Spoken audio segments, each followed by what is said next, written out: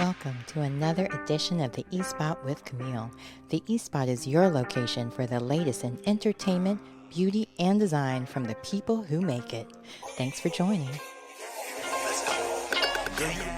She never be pretending, nothing that's real. She gon' tell you what she bought it, cause she know you can't afford it. Know you can get it. Look at Hello. Welcome everyone to the eSpot with Camille. I'm your host, Camille Cower. And today I have a treat for you all like you have never heard before. This day I have ShySpeaks. I'm trying to think of all the things she does. Well, she sings, she raps, she does all the things that you can think of. She's a spoken word artist straight out of Dallas, Texas. I can't wait for you to meet her. Come on in, Shy. Like, so happy to have you. Thank you for being here, being my guest. And tell everyone, thank you for having me on the eSpot. it was totally my pleasure. And a little backstory, I kind of messed up on our schedule. So I thank you for rescheduling with me and coming back when I need a Absolutely. I very rarely make them and I feel so guilty about it. So anyway, on to you. Tell everyone how you got started as, because first of all, I think of hip hop being so difficult for women to break into anyway, but the fact that you're so successful with it, tell everyone how you got started and how you really had the courage to go for it. Well, okay, so I don't know. I would say I come from a musical family. So I knew early on that I already had like the gift of music, sing, song, and all that kind of stuff. But I didn't know an integral part about hip hop and spoken word is to be able to have the songwriting aspect. Anybody can kind of sing along and mimic, but to be able to find your voice is like it's a whole nother level. And I would say I found my confidence and the fact that I had power in my voice when I was early on, when I was in elementary school in oratorical contests. But it wasn't until I was able to like find my voice through therapeutic writing and poetry and so forth and so on that I was able to find my own message and all that kind of stuff. And I was able to put together like my musical upbringing and then my lyricism and wordsmithery, if that's not a word, but yeah, I was able to combine those two. People be making words up all the time in hip hop. That's kind of part of it, right? It's yeah. I'll tell you a fun story that I oftentimes don't tell people during interviews. I remember being in elementary school and I would sit down and I would rap songs that I heard on the radio, and I would do them so well that all the kids would stop playing and come and do like requests, rap this one or rap that one. And they did it so often that it would make the teachers would be like, they would come over and listen like, okay, we'll do this song. And next thing you know, I'm just sitting there rapping. And that's how I realized like, okay, you really can rap, So anyway, I just think that's like a little fun story to be like, I'm pretty sure that's a unique scenario that most kids are not at at recess, entertaining the whole crowd. So yeah. No, that's awesome. So, you have like a great speaking voice in general. Like you sound like you can sing. You sound like someone who performs. So when the different teachers and so on and everyone else, but how about your family? What you said they're musical, so tell a little bit of us about that. What was it like? You guys were just always singing at home? Like, how was that going on? Oh yeah, like right now, if we were to take the eSpot to my family's house and we're all there at any given moment, we could be like, I could say something like, I'm on the eSpot, and then all of a sudden, eSpot, and then all my family would start coming in with harmony. They just, I'm telling you, it's always like that. It was like that growing up all the time. Our aunties are in a group, a musical group, and they made sure all their children, all of us knew how to sing, and it was just always like that. We're from a church family. My grandfather was a pastor, so we were the choir, so we had to make sure we had our voice together at all times. So there's that aspect.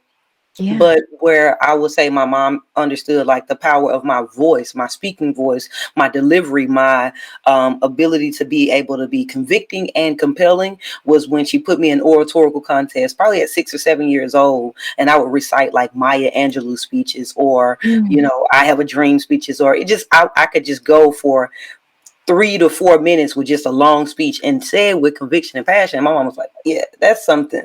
And so I think I will probably say my family investing in me and putting me in those contests was integral for me being here today. So yeah. Yeah. Now, I love that, especially Maya Angelou, because she's everything. Um, so you came from a church family. How did they feel about you going into hip hop? Because Yeah, usually that's kind of a conflict, unless you're doing like raps that are about the yeah, Lord. like You know what I mean? So, sincere about the gospel or something. But yeah, I mean, by the time I started like full on rapping, or they even realized like I could do it, because again, it was something that I did at school with my friends and my peers. I'm going to different studios. It wasn't Mhm. something that my family really knew about. And then I would say it wasn't until like, I don't know, I was much older by the time that they realized like I could rap. And I had already by that time decided that I was going to be well, they knew I could rap, but I'm saying by the time they realized like, oh, this is a thing, like she is booked and busy, people ask her to come to places. So like, you know, obviously church and hip hop, like that's taboo because of the topics usually are in conflict with what's being talked about over there. But for me, I had already decided to be a positive, inspirational, message driven artist, so to speak, who definitely does have a church or Christian background and worldview, but I chose to be specific in that regard. So since my stuff is kind of generally like good, you know, then it's not a problem. So Yeah. Now, when you first started performing, since you already had that experience since elementary school, yeah. was there ever a time you were nervous and how did you overcome that? Oh, so I'm always so the funny part is, so I'm artistically known as ShySpeaks. ShySpeaks is the artist alias, but Shy is just my name, right? Mhm. And so my mom calls me Shy. My whole family calls me Shy. Shy is on my trophy, but Shy was like, I'm I get shy. So let's be clear. Like even to today, I get shy. But there's a word that I came up with. Like it was a line in a poem that I said. I rhyme in this time because I was designed for this season, right? And so I have to realize that I do this because this is what I'm here to do, and there's a purpose behind when I do it. And when I do it, I speak a language that other people probably wouldn't be able to speak and or be able to listen to it if it was coming in any other mode. And so because I know the power and the weight behind it, that's what helps me like shake off the little nervousness and the stage fright and all that kind of stuff. Yeah. So Now, I was reading through your bio and it's very impressive. And I mean, you've won a few awards even as an adult. It didn't stop in elementary school. But you've also performed alongside some huge names. Was there right. ever a time even with that you were just kind of like, how did this happen? Or like, I mean, I'm sure Right, you felt right. this every step was meant to be, but at the same time, was there ever that moment you were like felt maybe imposter syndrome or just felt like I'm not ready for this? And how did you overcome that? Because so many times people doubt themselves when just like you, their talent is meant to be it's meant for them to share. And I just Right. want for them to hear from you how you overcame it and how they can too.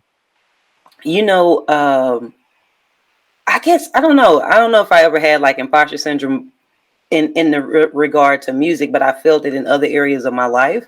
But like when I was opening for some of the people you talked about, like maybe like Ludacris or Bun B or Rhapsody, or I don't know, just some of the like prominent figures in hip hop, it was okay, I will say this. So here's the thing. My family knows that wherever I go, I'm always me, but they don't always come to all my shows because they're like, there's gonna be some other stuff going on. But you know, if I'm at a Jeezy concert, I feel at home. I mean, I'm a hip hopper, right? And so I never. I don't know if I felt imposter syndrome in that regard, but there were times where I looked out and I'm like, wow, this is the Dr. Pepper Arena. Or, oh my gosh, this is the Mhm. Drum Factory. It's 3,000 people up here. You know, it's 4,000 people looking back at me. I better get this right. And so there is that pressure. But I think for me, like, because I've been doing it so long, and I think that's the thing. Like, here's the thing: some people didn't have the opportunity to start when they were a kid, but whenever you start doing whatever it is that you're doing, especially if you're using your voice and speaking and something like that, you just have to practice, get as many reps and opportunities in. Because the more you do something, the more it becomes second nature to you. It becomes like Mr. Miyagi, wax on, wax off, right? And Yeah. so it's like I see all the people, but I know that I've done this enough time to where all I got to do is go on stage, wax on, wax off. So yeah, Like muscle memory almost, right? So, muscle memory. um, yeah. So I also like with your spoken word, or Yeah. even with coming up with songs. Like, what's your process to? Is it are you? Is it more or less that you something's happening around you and you feel like writing it, or you hear a song and you're like, "Ooh, I would have done it this way." Like, what is your process as far as coming up with new songs and lyrics?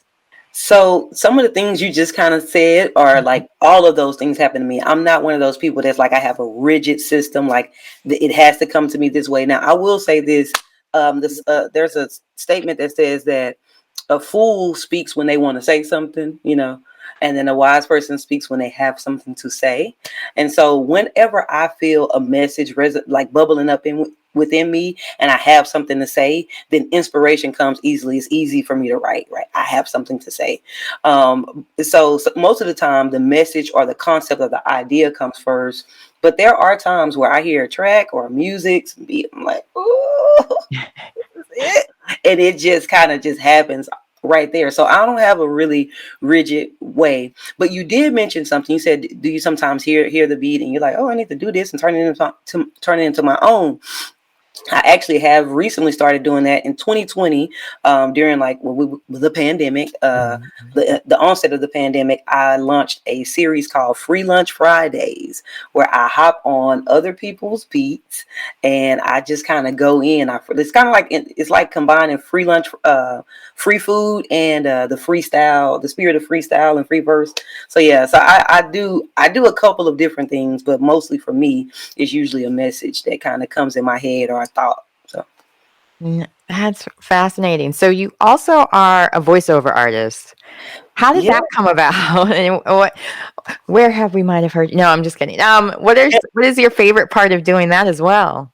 So okay, so yes, I am a voiceover artist, and how that came about is because I think through me being a poet and me being able to stand on stage and be an orator and so forth and so on, there were times where people would be like, I need somebody with like a strong voice, a strong speaking voice, real smooth, and or this type of tone, but like they can kind of make it sound dreamy or whatever. So basically, people would begin to refer me like, hey, ShySpeaks could take your script and kind of make it poetic, so to speak. And so there will be times where people will contact me and say, hey, I have this script. Can you help me rework it to make it not sound so blah? Like, it's a commercial script and I don't want it to sound just too. I wanted to have some flow. So I started off doing what I call like poetic scripting. And then there were times where people say, I want the voice. I want your voice on the commercial. I want your voice in the spot. And so it just kind of happened. I mean, it was just kind of like through referral and through my live presentations, people said like, I like your voice. I want to start utilizing you. I didn't have a voiceover company officially set up, but I'm like, okay, I can start providing services and then we'll get the company later, Right. Yeah. I Look, make it enjoy it. till you That's one make of my it. favorite things to do. Just because you kind of get to become something different in that moment, so to speak. Mhm. Mhm. Yeah. Now, tell everyone a little bit about your other endeavors that you have going on, because we spoke a little bit about it off camera. So I want to make sure that you share about this because this is exciting. This is a lot of people are doing courses, but you don't always know if they're qualified to teach it, and clearly you are. So share a little bit about that as well. Right. So I am going to be launching this year. I'm going to be launching an online academy. If I've been working on it on the back end, and the online academy is all about teaching independent artists and creative entrepreneurs how to set up, organize, and operate their art as a business. I think oftentimes creatives know how to do the creative thing. We know how to do the runs, the ribs, the metaphors, and the similes, and all those types of things. But can you send an invoice? Can you get But an invoice paid? That's my a part. way of communicating Yeah. communicating with your audience aside from posting on social media. Do you have contract? Is there, how do people reach out to you and book you for press interviews or performances? And so oftentimes people are just like really good and people just refer you into places, but you don't have that structure or the infrastructure together. And so that's what I really want to help artists do. Like I know, especially for some artists, it doesn't even come natural. It doesn't even come. It's like the the thing that they don't really want to do. But if I could help them get it all set up in a short period of time, then you can just use it to operate. Because at the end of the day, artists have products, they have services which make them businesses. And if you are a business, if you plan to scale, you have to start operating one, and that requires infrastructure. So yeah. No, and I mean, sometimes with artists, it's like only one side of their brain works in that. Like they like thinking of with the A side of the brain or B. I can't ever remember which one's which, but it's difficult because I'm a daughter of an artist. I worked in the film industry since I was a teenager. Like I get it. Like my agent handles most of my business stuff. And Right. when I started doing my podcast and had to do things myself, it's like, this is so time consuming. And I don't even like replying to emails, truth be told. Right. Like, Right. I'd rather you call me personally because all it's of too much that. to read. And I'm like, y'all ain't gonna make me go blind with these long press releases every day, all day long. Like, get to the point. Yeah. So, speaking of which, getting to the point, you recently came out with this beautiful music video that you wanted to shout out because it's basketball season, March Madness, all of that. And I'm Team Duke.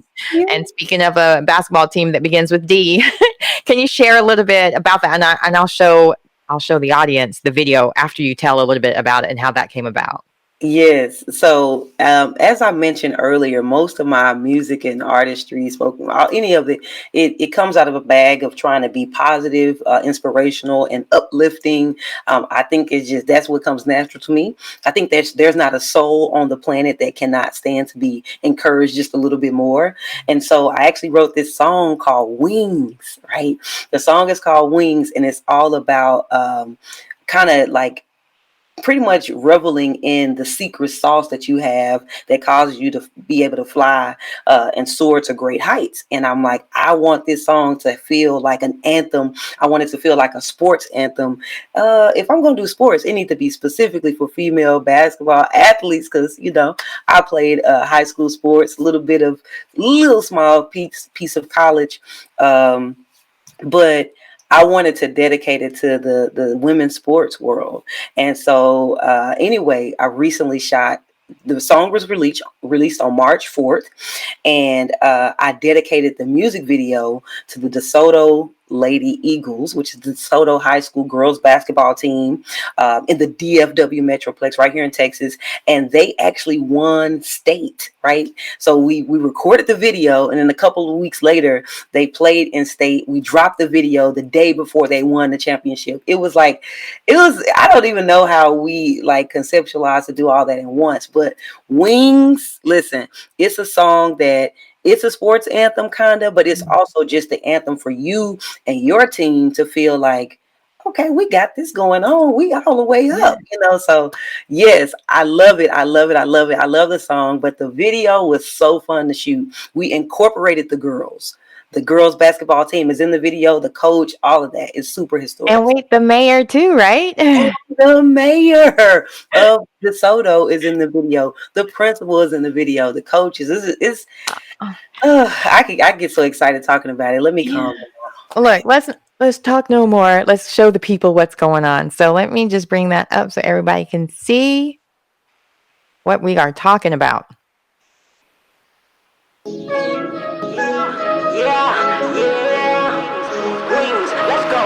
I got the wings, it's the wings, I got the wings, yeah, yeah. I got the wings, it's the wings, I got the wings, yeah, yeah. Simmer down, no, won't be civilized. I won't be denied, quit asking me how I rise, you know why. I got the wings, it's the wings, I got the wings, yeah, yeah. I got the wings, it's the wings, I got the wings, yeah, yeah. I'm supreme, yep, that's just how it seems.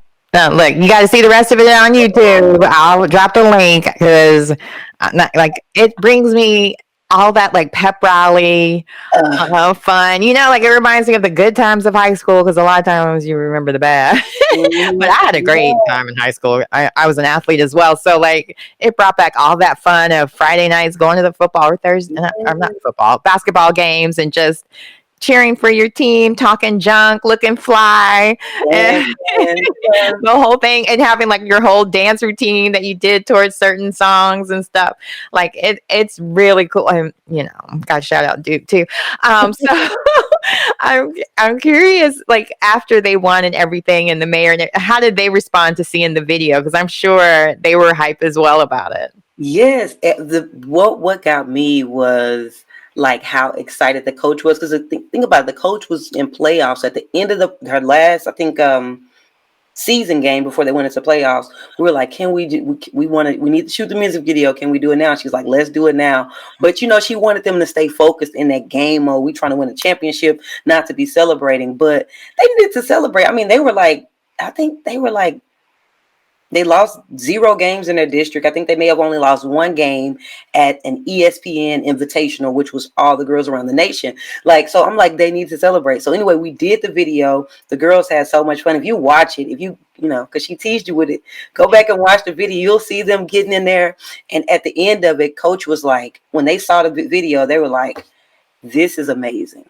Mm-hmm. We love it. Like, it's like, yeah, like I they were like, we're so happy that we did it. We gave them an opportunity to celebrate, because guess what? These girls deserve it. They went on and handled business at the championship. So the video dropped that Friday, and then Saturday they played the championship. So it was everything epic, which gives them something to listen to when they're done. It gives them something to share to their friends at their school. And so I know the kids were sharing it. So because I saw some of the students at the game, and they were like, is that the girl, the wings girl, the wings lady? The principal loved it. The mayor, she shouted the video back out. Like, we got so much positive feedback. Even the school board reached out to us and just was like, yeah, this is great. So it was from the local level, which is like, of course, I'm an artist. I want I'm an international artist, so I want my song to go everywhere. But what they say, charity starts at home. Love should be local, and so to do the local love thing, and they receive it well, it was great. No, it's nothing better than being accepted in your own home in that way, and being celebrated too, and being able to share that love with the basketball team. And that's something they'll have forever, that they can share with friends and colleges and, like grandkids. Like it's there for them. And I'm so happy for them as well. And congratulations, ladies, for winning state championships. That's amazing. Look. Oops, wrong one. Let's give them some applause in this piece. So, right. Yeah, what's coming up next for you, and how can everyone, speaking of sharing, how can everyone keep up with you and share your information and do all of that before we head out? So that's a really great question. I always tell people, because people want to just do the quick thing and go to social media and follow, and please do, because I try to be very interactive with the people who take time to keep up with my journey. And now I'm on social media. That's Instagram, Facebook, and Twitter at ShySpeaks. That's ShySpeaks. Also, I have a website, which is where I would really tell you to go to ShySpeaks.com. And on there, you're able to go to my music page. And I actually have a project that's it's free if you join my email list. Like, so basically only my email subscribers get this particular project. And so go on there, go to the website, peruse around, get the free project, and let's stay plugged in. And of course, follow me on social media. That's great. And that's where they can find out about your university that's coming up too, or not university. Yes. I've been holding I haven't cut the ribbon yet on it. And so I've been holding it back at bay, but they will be able to find out more about the online academy. And so, yeah. And then of course, for people who say like, no, I don't want to just follow and get on the email list, I'm going to do that, but I want to support you. I actually have a Patreon as well. So it's patreon.com/ShySpeaks, or you can go to my website and get there either way. But there you can actually you can pledge monthly to be a part of my community that I'm building out for like ShySpeaks fans and creative entrepreneurs. Because I'm dropping nuggets and I'm sharing like a whole bunch of exclusive content there. So you can kind of support me there as well. So yeah, all of those things, ShySpeaks and everywhere. That sounds great. Well, again, thank you so much for being my guest today. I really appreciate you rescheduling with me, and I'm sorry again. It never happens, and knock on wood. Oh, where's some wood? so it doesn't happen again to me. And thanks again. And make sure everyone that you share, like, support your girl ShySpeaks as well as the E-Spot with Camille. And I will be back next week, next Thursday, another great guest. And make sure you shout out my sponsors as well. Blue Water Spa is my sponsor, as well as Olivia Gatewood, who's the artist who also does my earrings. Olivia's art gallery is where you can find her. So thank you again so much for everyone for tuning in and having this day with us and spending the time with me and ShySpeaks. We had a great time, and keep watching the E-Spot. All right. Peace out. Ain't no competition, stay on a pivot. Who be watching, they be plotting. She's so motherfucking independent. Mama be big, got on her grind. She had to get out her mama house. Daddy be tripping, now she be whipping. Ain't no more.